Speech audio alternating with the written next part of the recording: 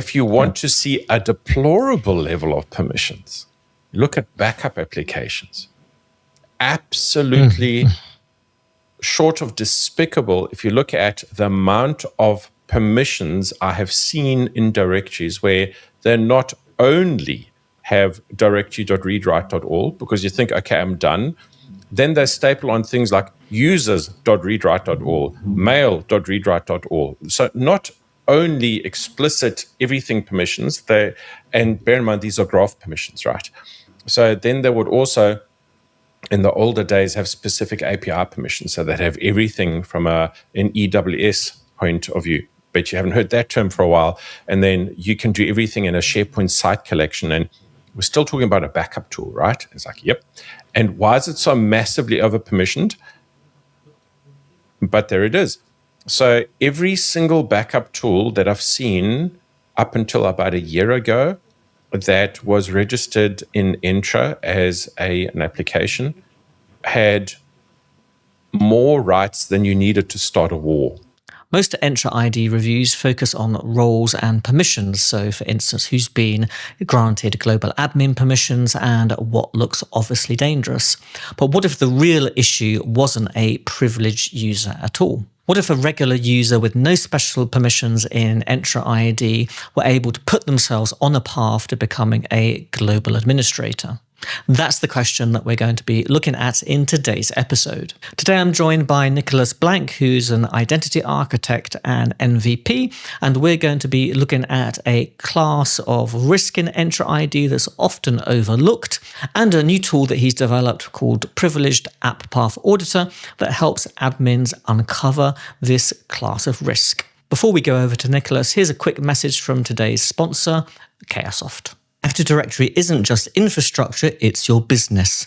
When it fails, everything stops. Caresoft helps you recover in minutes, not days. Visit caresoft.com to learn more. Hello, Nicolas. How are you today? Delighted to be back here again. It's been a blink, and it's April, and we're all wondering what on earth happened to the year. And how are you? Absolutely. Well, I'm feeling pretty much the same way. It's, time is flying and we're delighted to have you back. I think it's been at least a couple of years since we've spoken. So it's great to see you and to hear you.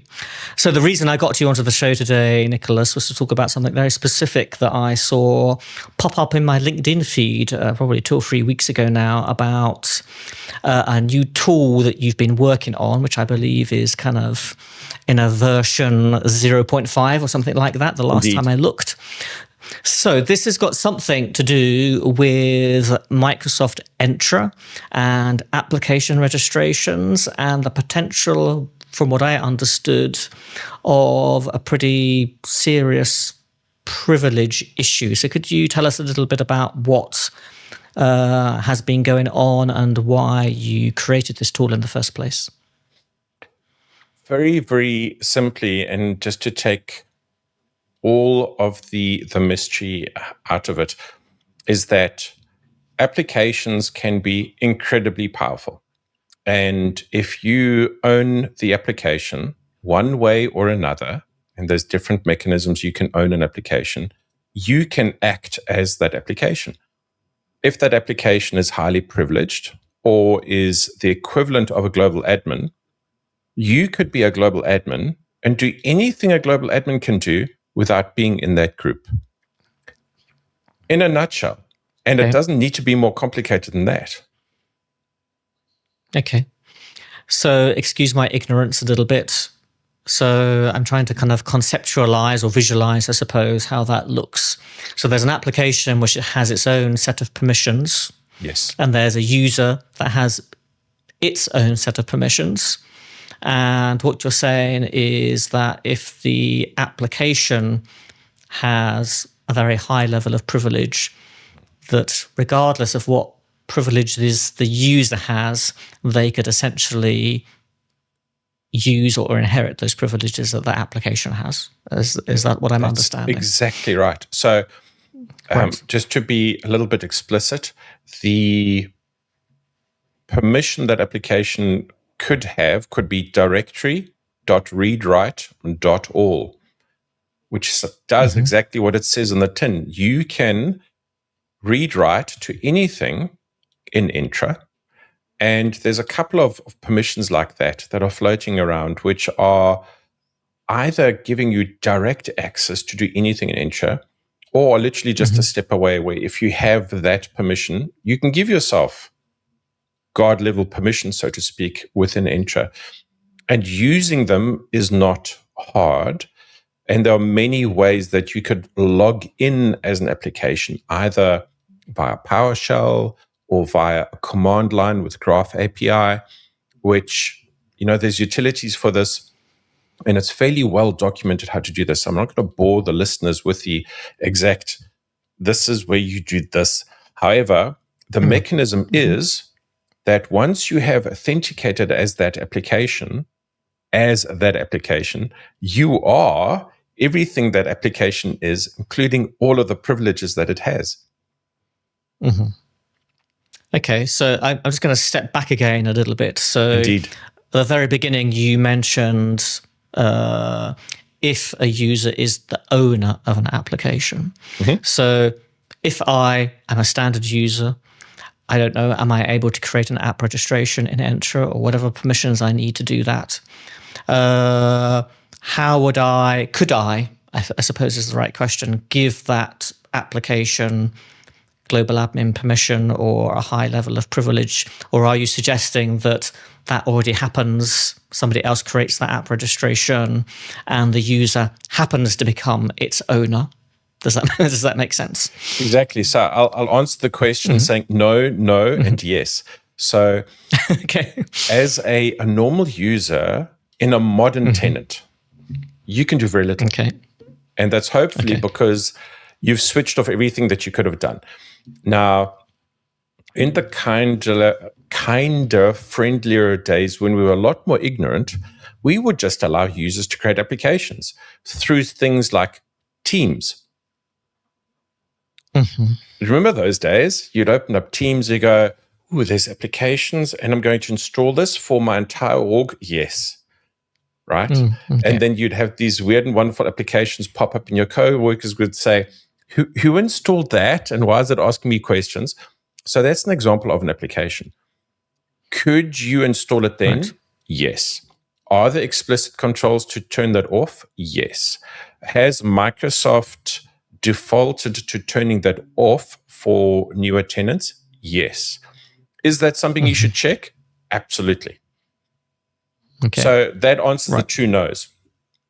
The yes is, let's assume that there is an HR application. And Russell, the normal user, also happens to be the HR administrator application. Let's just say you are the application administrator. You're not the head of HR. You are the person who has to herd this application for whatever reason. So the Entra administrator has gone and taken the application in the owner field, made Russell the owner. Russell is now the application owner and can do whatever that application can do. Now, I also just want to get ahead of a little bit of an argument in terms of, should applications have owners? Yes. Is that dangerous? Yes. Do you have highly privileged applications in your tenant without owners? Yes. So what's the answer? Should you have owners or should you not have owners? And the answer is yes. So the point is that we're not telling you how to run your tenant, because this also becomes a governance issue. Do you assign owners? Do you not assign owners? Right? Ideally, if we are in a well-governed tenant, we know who installed what, or at very least, who can control what, because every application ideally should have an owner, because that application should be there for a reason. So if I have an HR application and you are the general administrator of things that got to do with HR, if your organization is large enough that you are the owner of all applications for HR, as an example, that would be an example of why you would be the role owner. What we care about is, did you know? Or did somebody know? And is somebody keeping track? Because if Russell owns that highly privileged application, have we at least done the hygiene bits on Russell's account? So have we got MFA in place? Is his machine patched? Have we done the hygiene basics? And what this application does in a nutshell is that if you didn't know before, you know now, and you also know what other attack paths there could be, because there's a couple of ways to get there. And the way of finding out has usually meant you need to spend a lot of money to find out. Okay. So you're talking now about your application, and what's it called? What's its name? On GitHub, and GitHub has these really romantic names. And because I had to figure out how to shorten the name as well, it's called the Privileged App Path Auditor. And Privileged App Path Auditor. Okay, it's not the easiest thing to say, Nicholas, but I know. okay. I'm sorry. I'm an engineer first, and then I do the marketing thing. Yeah, sure. So let me. I just want to step back to the whole owner issue again. So of course, it seems natural that an application should have an owner. What doesn't seem entirely natural to me is, let's say I work in HR and somebody in their wisdom decides that I should own all of these applications, or even just one of them. They make me the owner of the application.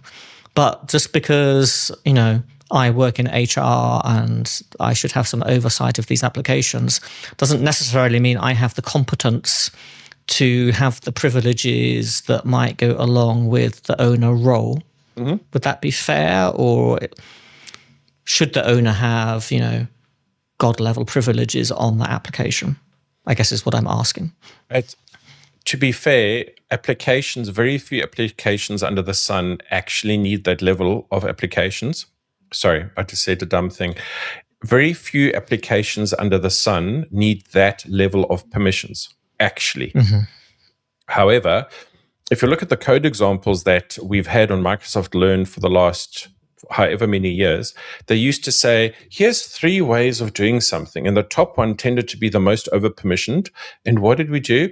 We copied and pasted that code, and it worked on my machine. And then we went into production, and now we have a raft. Because it's the easiest thing to do, right? It's the easiest thing to do. Yeah. If you want to see a deplorable level of permissions, look at backup applications.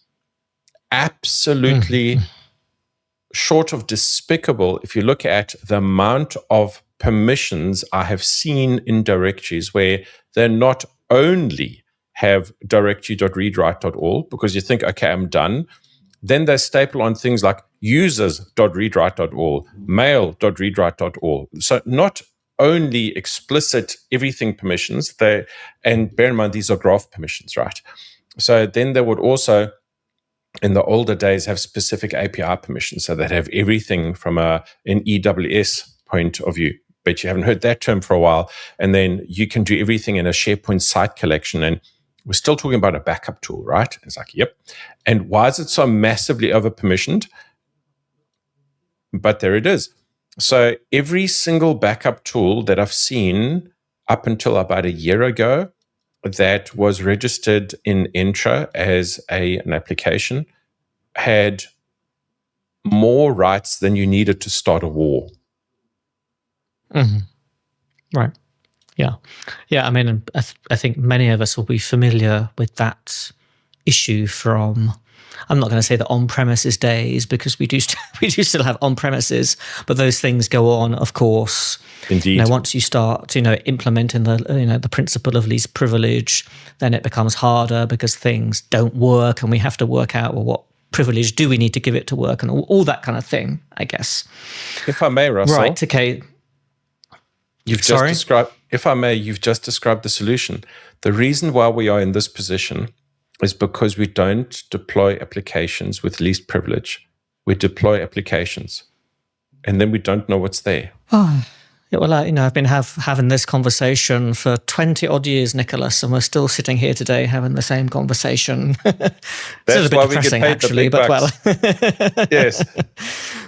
But anyway, so you've kind of, laid out the basic, issue. But could you, as briefly as possible, I guess, not to bore our listeners, give us an idea of what that would look like from, how a hacker would go from having nothing to suddenly, abusing a particular user's rights on an application to gaining access to a tenant or whatever they gain access to that they shouldn't be having access to. Gosh, so many ways. But let's start with the simple ones. Let's assume that, and we're going to pick on Russell because Russell's been busy. And Russell logs into his tenant with no MFA. Password spray attack comes along, pops the password, logs in as Russell, and we're done. Okay, yeah, sure. Yeah. Right? Then let's assume Russell has MFA, so we go down the next road of token stealing type of attacks. So Russell logs into a website which he thinks is Azure, but it's actually a person in the middle type of proxy, evil proxy, evil jinx, lots of options there. And a authentication token gets generated, and we're done. So we are now Russell in that tenant. And while the first thing that we always do as an attacker is that we inventory. So what can I see? And if I hit the jackpot and I do an enter query to see, well, what applications may I see? Because we could curtail that towards users. And if I get the full application list and I have a look at which ones I'm owner on, then since I'm the owner, I can interrogate the permissions on the app. I'm done. And a lot of this boils down to, how do we prevent this? A lot of this boils down to basic hygiene. And Microsoft published this number a few years ago, and I'm still quoting it today because it's so effective. If you look on the zero trust diagram that Microsoft's been publishing for the last 5 years or so, on the left-hand side is identities and devices. And if you look really closely under identities, it says human and non-human. But we'll just stay with human for a second.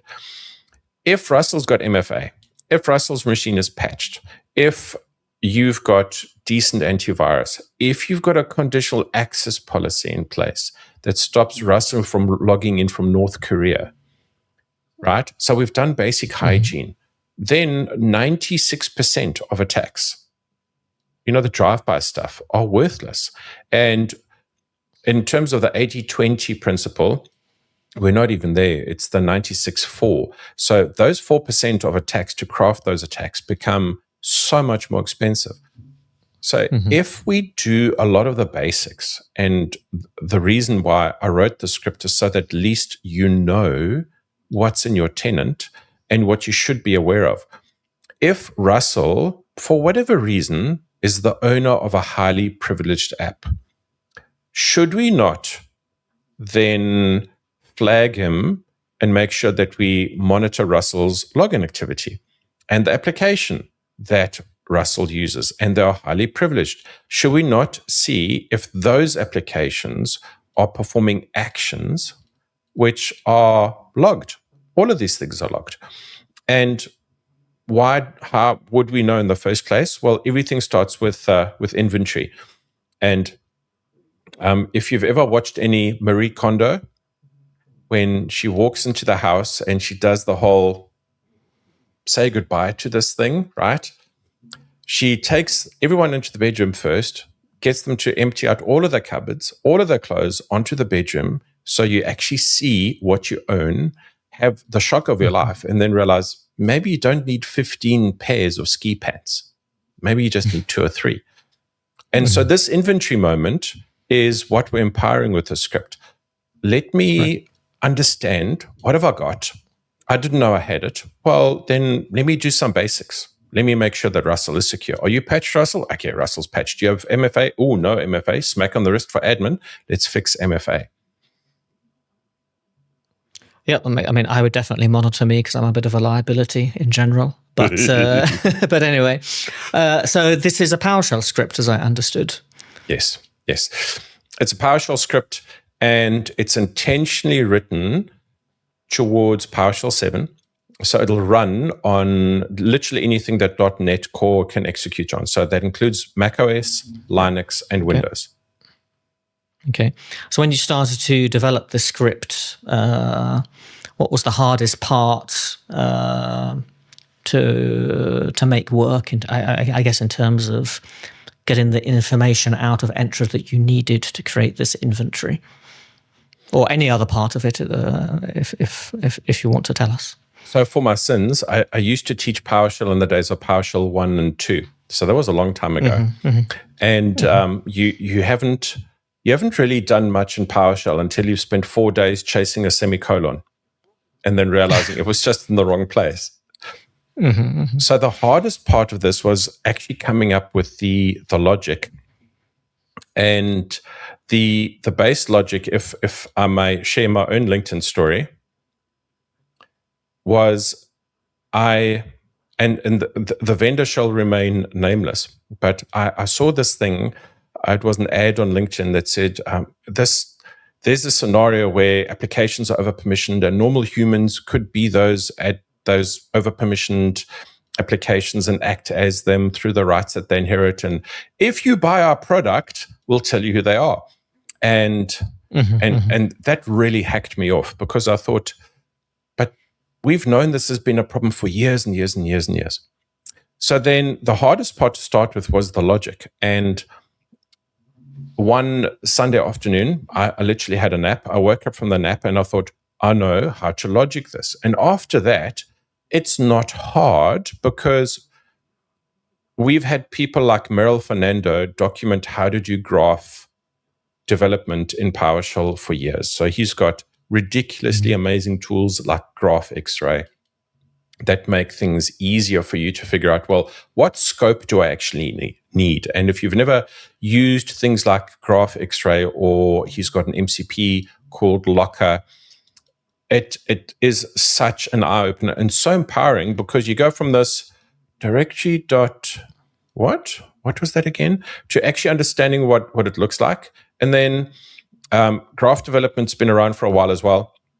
So the hardest part was just wiring up the logic, but the logic was really simple, is understand a list of applications, understand a list of users, go look up which one of those users are not in a privileged group, and then if those two match together, then tell somebody about it. And that was the basis of writing the script, is figuring out what permissions are out there by applications that are dangerous, and then creating a list of those. And after that, it was literally just picking up the owner field, picking up who you are in Entra and putting the two together. And if there's a Russell and Russell is an owner and that app is over permissioned, okay, I have a match. And after that, and 4 days of testing and regression testing, that number 4 is really big in my life. It took a long time from a testing point of view to make sure that it would run stably against multiple directories that I've got access to. And also I had to be responsible in terms of my coding. Like, what do I actually need? And again, using tools like Graph X-Ray, I was able to go, well, read only, actually. And that then allowed me to put myself into the position where I could practice what I preach, which is, here's a script that will tell you that something you didn't know, and it doesn't need a ridiculous level of permissions to act.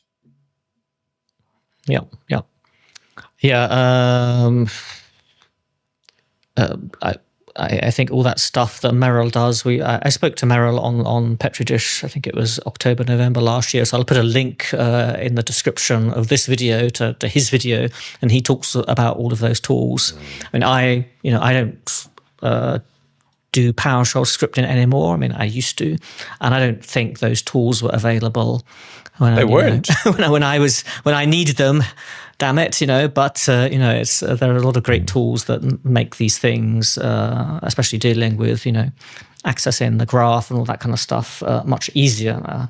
So people run this tool, and are people surprised at the results that they see? Have you actually, experience of seeing people run this thing and discussing the resulresults with them, or it's not? so much fun. So much fun. It's like, no, I don't have this in my. Oh, what is that? Because being as old as I am, I have an appreciation for ASCII art and arrows drawn with characters and things. And the ASCII art is, well, here's an attack path, and I've drawn it for you. And the first time people go, I didn't know that was there, or I thought that was deleted, or that person no longer works for us. Why is that? So those reactions are pretty common, and it's quite fun to be there when people have those moments of realization.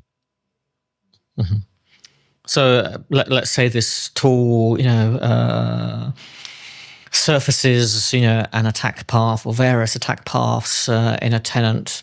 What were the best ways to break those attack paths? What should I go out and do straight away, and what would be the number one thing? I know there are many things I should probably do in principle, but if there were just, what's the most common one thing that would just stop these attack paths in their tracks? Get rid of all your users. Well, it's not a bad idea. There's that.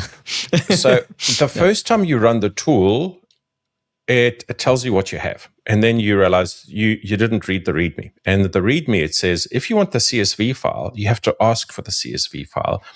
Because what we don't want is, we don't want CSV files lying around with attack paths documented in English. Sounds reasonable. Sounds reasonable. Yeah. So I really did think a lot about, if I'm the administrator, what would be useful and why would I get fired? So when you run the tool and you run it in export mode, it will generate a bunch of CSVs. And the CSVs will tell you if you have something. And in the CSVs, it'll tell you per object, what is it that you could consider doing? Because just like we said with application ownership, should you have it on? Should you not have it on? And depending on where you are from a governance point of view, there's a decision that you need to make. However, very few of us like clicking around in the Entra blade because it's a lot of fun, especially if you've never done the first time and you go, users, how do I get from users to applications? Oh, there's two things. There's an app thing and there's an enterprise app thing. Are those not the same? What's the service principle? Right? And the easiest way of thinking about this is that service principles is like what we used to call service accounts on premises. So what we do in the CSV is, or the various CSVs, is we tell you what they are, we tell you what you should consider doing about them because you've got options. And we don't necessarily say, just delete the app, it's a bad app. But we do say things like, ask the publisher of the application, do they need all those rights? Or could we scope this down to something a little bit more realistic? Can we at least get rid of directory.readwrite.all? And per CSV, where appropriate, I worked out that the intra URLs are actually the static. So if you know what the GUID is, or you know what the object ID is, you can actually construct the intra URL. So per CSV, if you open it in Excel and just expand all, you're able to click through every single object, every single line, click on the URL, and it'll take you to the place in Entra where you can then have a meaningful discussion, or at least have a look about and go, I didn't know this about this application. Right. Okay. So, I guess the number of applications potentially is going to get, bigger and bigger as we go forwards. You talked a little bit about at the beginning that Microsoft have done various things to make this more secure in modern tenants.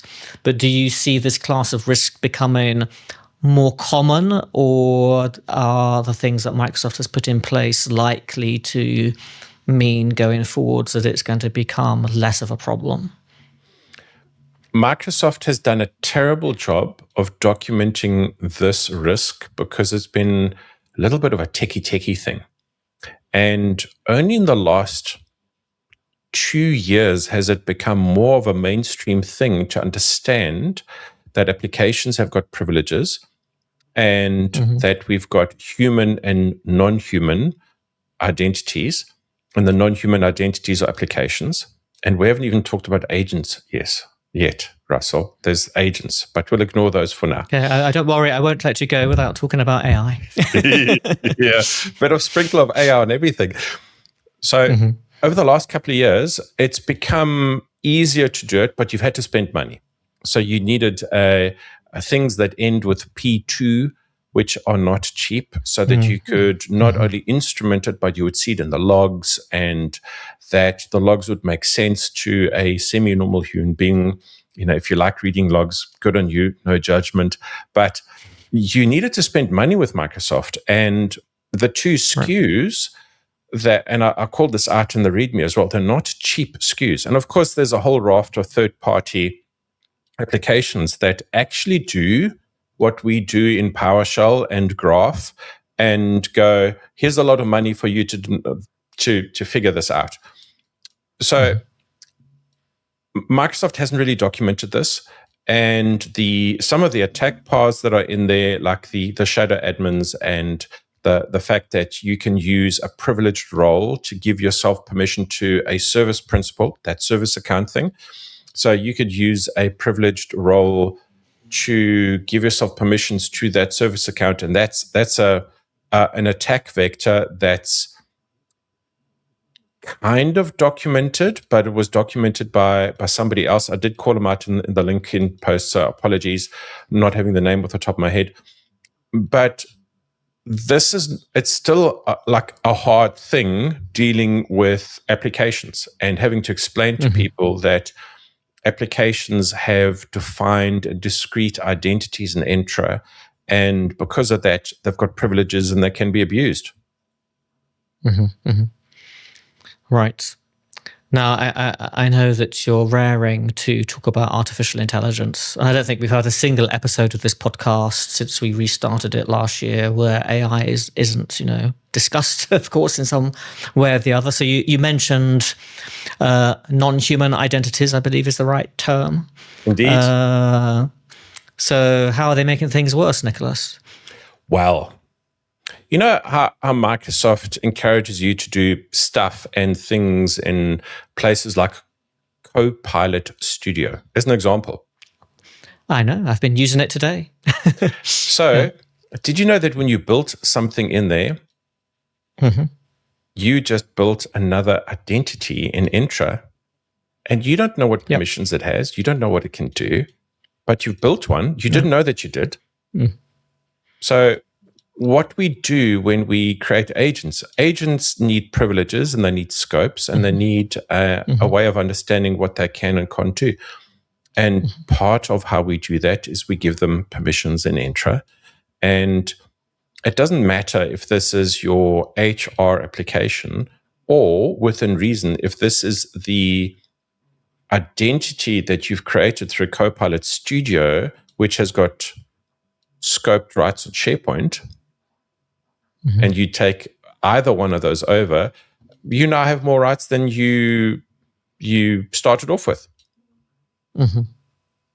So in a nutshell, every time you do something with AI, that AI needs to be someone, and that someone is an agentic or an application-based identity.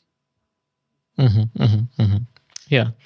It's interesting you mentioned that, because I've been obviously using AI like everybody else. I think it's pretty amazing in terms of the potential, Of course, it probably is and will cause a lot of disruption, but that's a whole other subject. But, I've gone from, probably like many people, gone from using, the Copilot chat to creating these kind of agents in this kind of light, Copilot Studio Lite, if you like, within the chat interface, and then kind of, going the whole hog and opening up Copilot Studio to see what it can do. And, I don't know, but I've created an agent in there recently, which for the life of me, I can't get to appear in Microsoft 365 Copilot chat. So therefore, I can't actually use the agent that I've created, despite going through all the motions of, publishing it, adding the channel for Microsoft 365 chat and all the rest of it. So I'm a bit annoyed about it, but I wonder, whether there's some kind of approval process that IT needs to go through to make it actually appear, because as you've just pointed out, and I'm guessing, I have no idea, it's possible that the agent that I've created has permissions to do things. And if I just go ahead and publish it so that everybody has access to it, that might not be the best idea, potentially. Indeed, because I want to remind you of something that you said in the beginning of this podcast, which is least privilege. Right. So should everyone have access to the thing that you created? And of course, every time you hit publish, you have that agentic identity that's now part of Entra, citizen of Entra, and it can do things. What can it do? Well, what you've scoped it to be able to do. And is it managed? No. And if you open up Entra today, you'll notice that there's another kettle of fish, but we've got several different types of humans. So if they are internal or external guests, or we have an internal or external member, depending on if we've got things like multi-tenant organizations in place. So if you open up your Entra Blade, it could be, you click on a thing that you think is a user, and it actually tells you this is one of a raft of things, or it's an agentic thing. And so there's actually a field in Entra for an agentic thing. But Russell, how many times do you think, I'm bored, let me open up my Entra Blade, I'm going to click my way through those objects and see what there is to see? No one does that. No one. And if you do, it's because you are more bored than you know what to do with. And this is why we write tools that report things. And because when I was an administrator for a company, one of my manager's favorite things was to say, Nick, write me a report about. And that's actually what me and half the world had to figure out how to script things. So in terms of future directions, I've been thinking about or playing with the idea of what would it be like to be able to report on highly privileged agentic identities that you didn't know were over permissioned. So that may be a natural next thing, but that's a thing of how much free time do I have and how many agents have I got knocking about in my tenant. Of course, yeah. I guess the other issue, which I've only just thought about as we're having this discussion, is, and I guess unless you've gone into Copilot Studio and you've really seen all the kind of components of an agent, one of the things that my particular agent has is connections to, I think, my own email and to the company's SharePoint via my identity. So would I actually want to publish that in the agent store? Hell no, of course not, because I don't want people using an agent that has components that are essentially acting as me. So there are all sorts of issues there. How that problem is resolved, I don't know. But it's very interesting because of all these, privileges and things that are flying around unmanaged. I'd love to tell you that's something that may give you a sleepless night. Go on then. So I'm going to send you a calendar request. And because it's Nick, you go, I don't know, but it's in your calendar. But you just said that you've got this agent which can act as you. So every now and again, you may tell your agent to summarize what's in your calendar. In your calendar could be a malformed message from me to give your agent instructions, and it'll perform those instructions acting as you. That could be a file in SharePoint. There's no debate about how it gets there. So that could be an insider risk thing. It could be an email. It could be a calendar request, like we've just said. There's lots of ways to get agents to read things. And just in your own right, and you are fairly well educated, you are fairly IT savvy, you've been in the industry for a while, you don't go around going, I wonder what my agent is doing today, because we just deploy these things and we expect them to work, and we don't expect them to be prompt injected or poisoned. And that's an identity that you rightly said acts as you. And I would ask you, so in your tenant, Russell, how are all those agents that you are creating that can act as you, how are those being managed and accounted for? I don't know. Thank God And it's not my responsibility, Nicolas. And but none of it's a us very do. interesting question. It's a very interesting question. Yeah. So how did we get into this position in the first place, that we have overprivileged apps? Well, we do life, and we installed applications because we had needs. And then we figured out afterwards that, oh dear, I have this problem. And we may be having this conversation in another few months where we talk about, wouldn't it be nice if we could report on the privileges that our agents had that we didn't know they had?